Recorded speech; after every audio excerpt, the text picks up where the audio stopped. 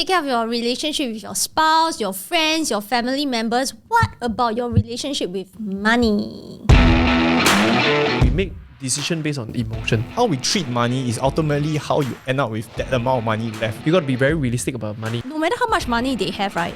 They hold on to it. Any money you put the investment banker in the bank, you're going to, sorry, too bad, You have to understand that, are you investing your money or are you investing your identity? Hi, my name is Qiuyu and with me here I have Chicken, Ken and Benny. Hello.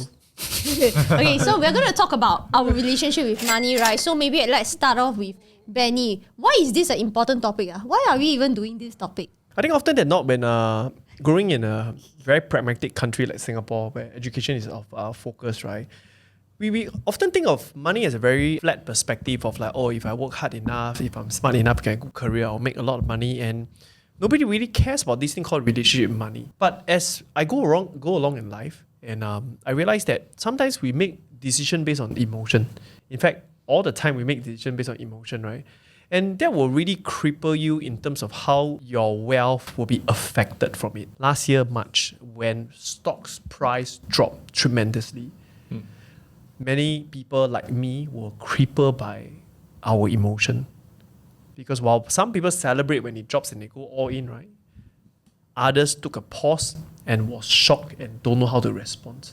And they were worried, they were fearful, and they are not ready, right? Hence, your emotions when it comes to investment, your relationship when you see this thing called money is very, very important. The biggest problem is most people, they focus on every other relationship other than money. It's like, I would like to call, like, there's few kinds of relationship with money. For example, you treat your spouse really well, you take care of them. But when it comes to money, you just spend it. I feel that relationship with money is the same. You gotta treat money the same way as you treat. Yeah, some people have a very toxic relationship with money. Yeah. And I think like relationship with money, maybe because money is like an object, so people don't really think about a relationship with money. You think about relationship with your pet, something that's living, so money you don't really think of it. But what is really relationship with money? I guess it's more of like your mindset and your attitude towards how you see this thing money. And what do you use it for?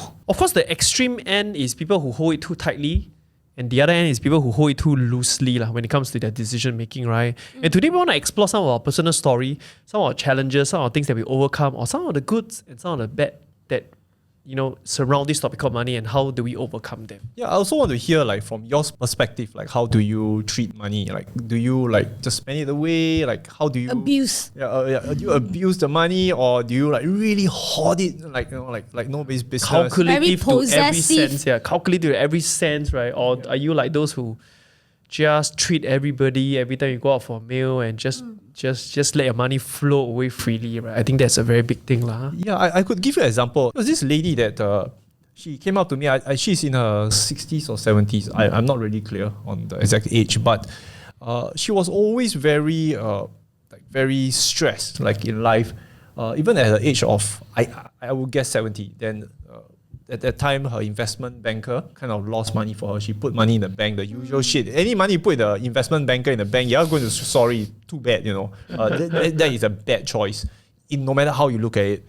So she has an investment banker, took her money about 10 years ago. Then by now, the money is like half or lost. She came up to me and said that she was really stressed about her money but the thing is, I know that she has more than a few $1 million in her portfolio. Oh, but at that age, and you're still stressing about that few $100,000. I think at a certain point of time, you need to chill with money. It's like she's like holding it, like the money that she has represents her value in life, and that shouldn't be the way. And that is one extreme end of being a donkey. I mean, there's more to life than life is money. Is finite. It's finite. So rather than that, you might want to have a different approach to money.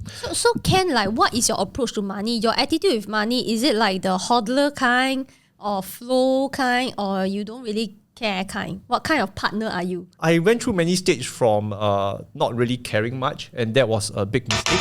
Now I kind of have a very good relationship with money where I know what I want my money to do. That means if I were to put my money in that particular asset, I need to see my money do good for the world. So that's my relationship with money. It has to do good. Other than that, I don't see any other way to use my money. Because imagine money as a person, and I want this person to contribute the most to this world. So that's how I treat money now.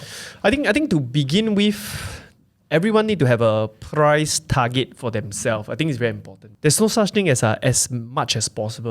This journey is gonna cause you to die. If your perspective is to make as much as possible, it will cause you to make very irrational move, very short-term decision thinking, right? And most of the time, wrong move over a long period of time, right? So you got to be very realistic about money. I'm not advocating for minimalism or like extra spendthrift or whatnot, but just based on who you are, you need to understand what is the outcome that you want to achieve. And if your outcome is as much as possible, as multi-millionaire as I can go, right, then you will probably going to suffer so much because you will never be at rest or at peace because there was never a time you can look at money and feel grateful, gratitude, happy, right? And all you have is not enough, more, why, how come, how to even grow more, right? And it can be very dangerous trap because once you have a very simple finite goal, work backwards from there, right? That's the fastest way for you to do so. So what I would suggest to people is to understand what do they want from understanding the market first. So I give you a very simple example. Because of this whole social media world, right? Millionaire seems to be a very common topic. If you're not a multi-millionaire, you're like nobody and all this stuff, right? But think about it. In Singapore, like us in Singapore, right? If you were to make, say, about 15,000 a month, you are considered one of the top 10 percentile in Singapore. In the world, maybe? In the world, you're top 15,000 a month, In the world, you're top 0.5% right? Because of proper. But when people look at 15,000, but it's not even a millionaire and all that, right? But sometimes you ought to slow down to digest first. You know what I mean? Maybe your money is not working hard for you. That's why you don't see a retirement. It's not how much money you make. They're so obsessed with making money every month, right? They start to forget the meaning of money, and it's always about how can I do that? More sales. How much can I? What can I buy with the money? Yeah, how can I hold more? How can I do more? Right? And it's a very dangerous trap.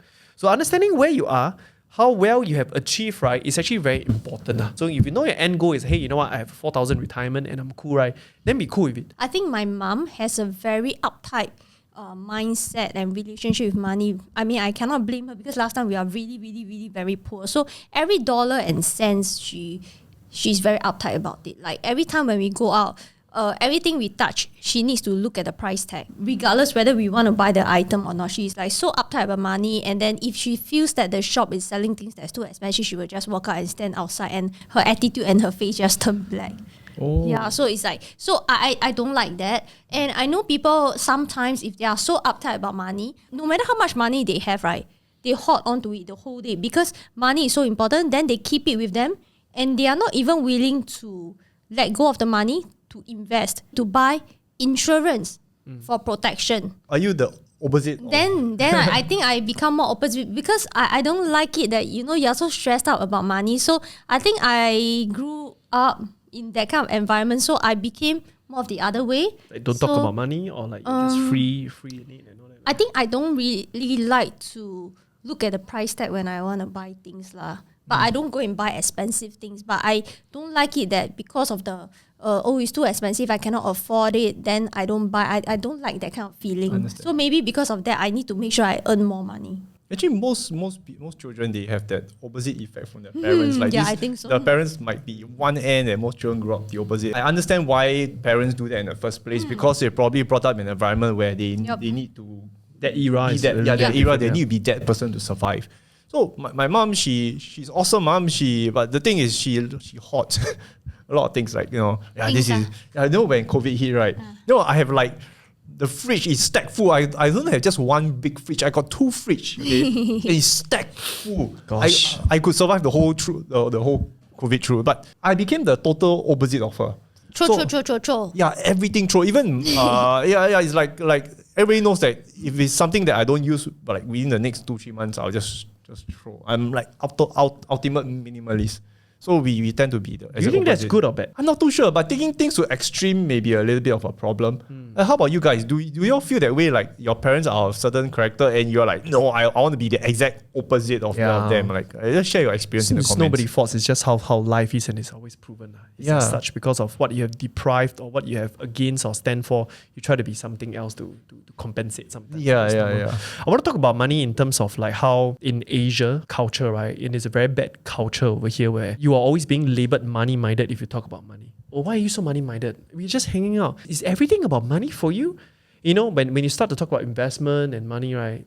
The first thing people do is to label you as money-minded. Yeah. You know, if you talk about like wanting to earn more money, why are you so money-minded? Why can't you just why do enjoy you take your up life? another job to earn extra income? Are you like so cash strapped? Yeah. I mean, but the fact is this, I want to really give someone a mental shift today. If you do not take the time out to plan about money, and you surround with the wrong friends who think that you're money-minded, right?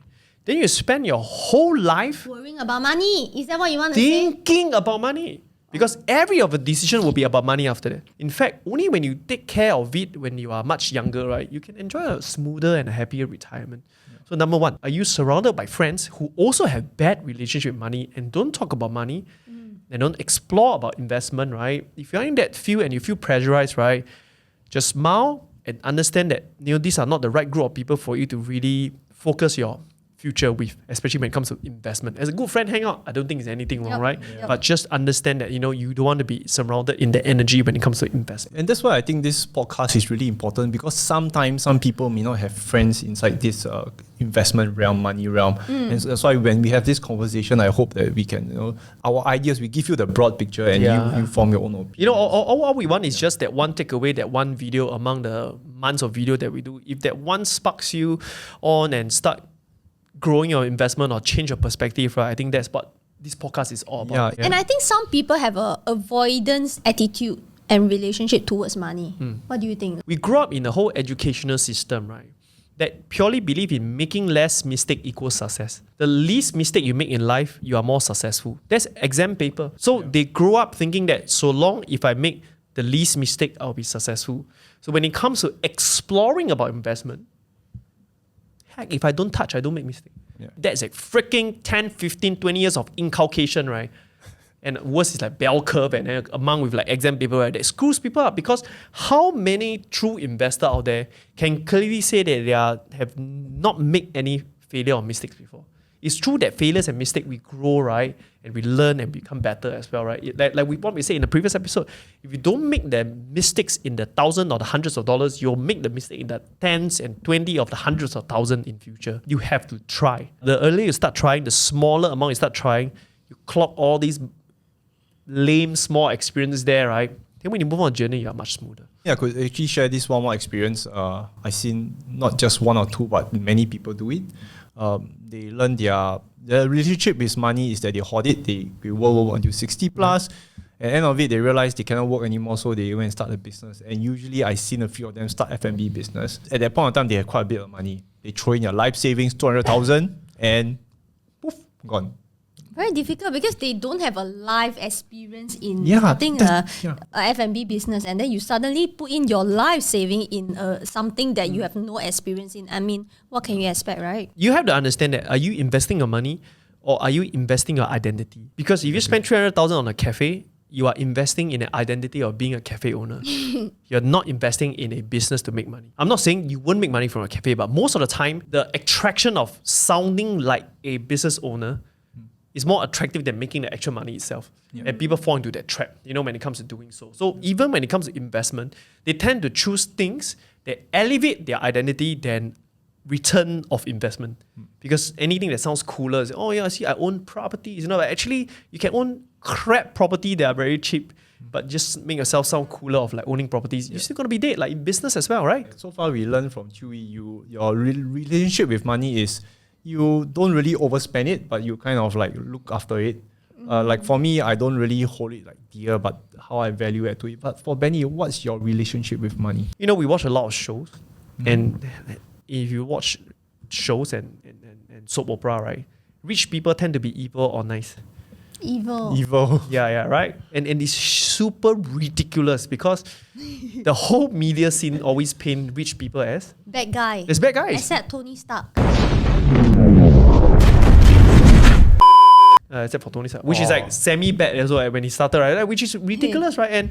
And to a point, right? People start to detach themselves from money. They think that money is Bad, evil. evil. I think that is something that you ought to hold back as well, because if you're good, you do good with your money. Hey, If you're whoever bad, say this money is evil, why do you even say that? because they're poor. Oh. Done. Oh, yeah, yes. The perfect answer. Yeah. Yeah. All right, yeah. Because they're poor. Yeah. I'm sorry to be so direct. Money is not evil. Money exposes you. If you're evil, you just now have more money to do more evil.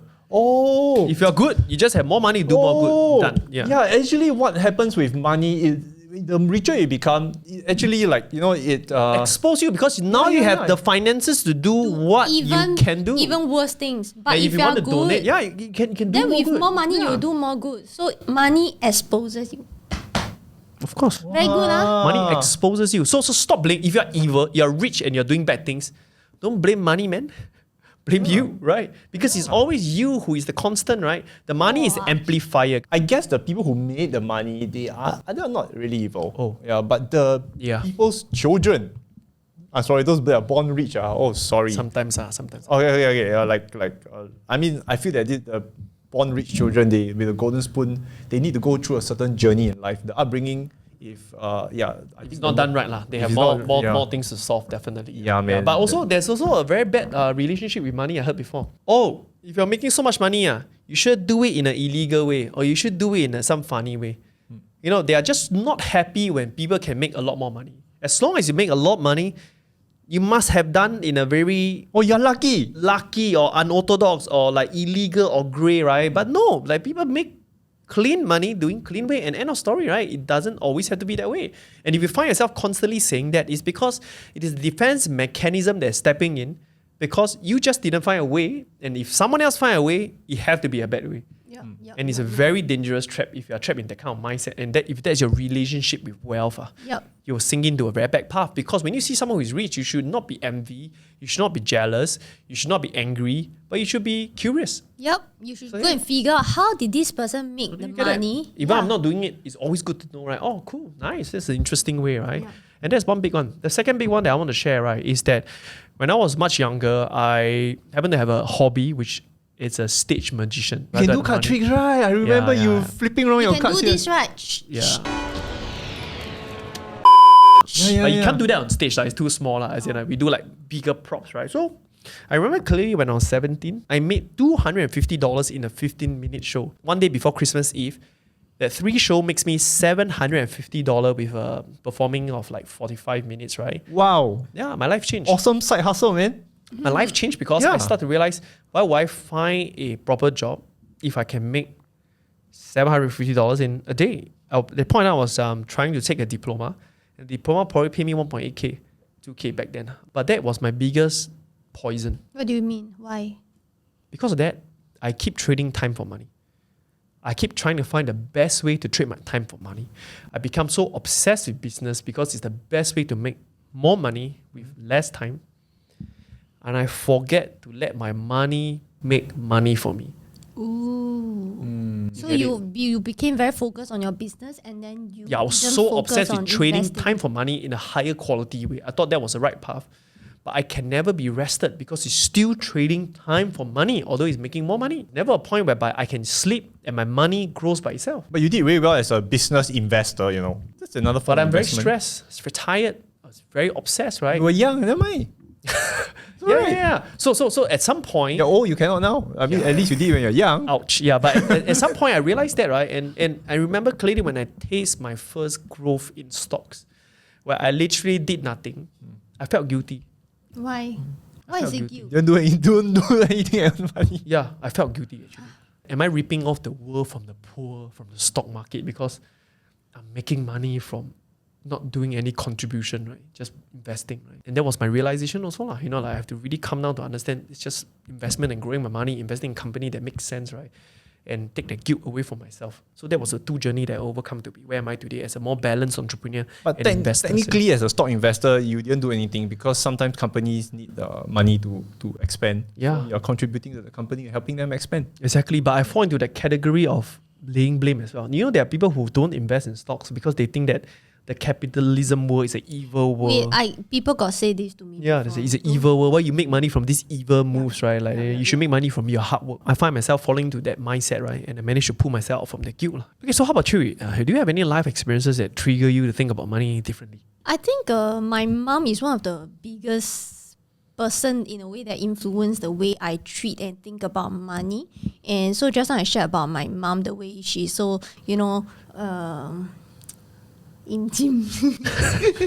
Thrifty. Sorry. Thrifty. My mom is very calculative about every dollar and cent. But because of that, I really went on to the other extreme. I grew up knowing that I don't want to be in her shoes where I have to be very calculative and to be very worried about every dollar and cents that I spend on. So I think with that, right, I also know that when I started work, right, my salary is not going to get me rich. I know that I need to invest. And also same thing. What inspired me to invest in property is also my mother. How come? When we were young, we were really, really very poor, right? But there was this particular year, we decided, my parents upgraded from a 4-room HDB, like Singapore public housing, right, to a 5-room HDB. So a 3-bedder to a 4-bedder in a way, like 3 plus a bigger. So bigger now we have a living room. bigger house, right? Yep. We have a bigger house. And subsequently, after staying in that bigger house, my parents' chicken rice business failed very badly and they were in big debts.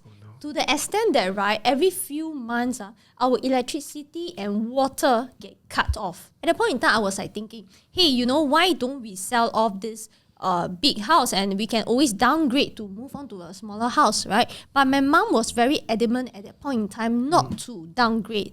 To her, she has this mentality like, hold on to this property no matter how hard life is. She wants to hold on to this property so that it is like a forced saving, so that when she is old, she at least have this property. So at that point in time, I cannot understand, if you have this property but you cannot afford it, it's giving you so much stress for that 10 plus years, of her life that she's so stressed about money, then what's the point, right? So I don't see a point in that. But subsequently, as life gets a little bit better, my siblings moved out and we have 2 empty rooms. And so right now, my parents rent out the 2 rooms and this gives them the positive passive income right now at a later. They are debt-free, I suppose? Yeah, they paid off the house. Or they really, their whole life, right? Nothing much. It's really just work and pay off the house. And that's all they have. And I would say that, for them, like being very uneducated, right? They don't have a high paying job, really working very hard their whole life, right? This is the best thing that has happened to them. So what do you learn from this chapter? So with that, right, I thought, okay, property investment is really the way to go because asset, right, it really doesn't go into a zero value and you can use it for growing more money. So yeah. So they rented 2 rooms out of to get that. To get rental for themselves. Roughly how much was a room rental? Maybe at least 500 to 800,000 plus dollar. So in US dollars, at least a US $1,000 a month cash flow from staying in the same property as your tenants and you just rent out the rooms. That's not bad actually. I think most people in Singapore right now who are at their retirement age have zero means of retirement income. Yeah. So as much as there are some things that I don't really like the way my mom did it, but I think she influenced me a lot and also helped me see money in a different perspective and helped me see investment in a different perspective and how I can do it better right now. So in this episode, I just want to ask you guys, what is your relationship with money? And perhaps after watching this, would you rethink your relationship? Because in my point of view, how we treat money is ultimately how you end up with that amount of money left. Yep. Yeah, but it takes a journey. So for me, is like how I treat money is I want my money to do the best for the world, and this is how I would treat my money forever. Like at least for the next 30, 40 years until I die, maybe. So I'll always be invested in quality companies where they could probably change the world for its better. Just because of doing that, I will probably double, triple, quadruple my portfolio and people. In what? I mean, in dollars, and people will get jealous. Like, I'll get more haters. Like, every week, people will just come out another video to shoot me down. People just cannot accept that these people who like to have a negative bias view against it, probably their relationship with money is crap. But you need to form a very good relationship with money, and once you do that, it's like forming a good relationship with friends, your spouse, or just people close to you, and you will see a very, very different world. Exactly. Yeah. So how about Benny? How about Benny and Qiuyu? Both of you, any closing thoughts on this? Fundamentally, right? There's strategy, there's knowledge, there's information out there, but you can give 10% the same access, same cash, same information, right? But they will all end off at very different outcome. My point is, we always act from a space of emotion, past experiences, and and our relationship with money, right? And this could be one of the most important conversation that you might need to hear. And if you are experiencing something like this, or you have overcome what we have shared before, right? I want you guys to comment in the comment section. We have an awesome community at Cafe Money who really always share our thoughts, right? And we would love to read them as well, Qiuyu. I think that everybody has a very different relationship with money, and I think that it is good that at every point in time you should always check in with yourself, evaluate what is your current relationship with money. How do you treat money? Right? And then how can you improve on your relationship with money to move forward? With this episode, you see, it's really potentially life-changing episode where you understand your relationship with money. And with having said that, thank all of you for watching. I hope your relationship with money gets better if it's not better. And best safe. See you in the next episode. Bye. Bye-bye. Yeah.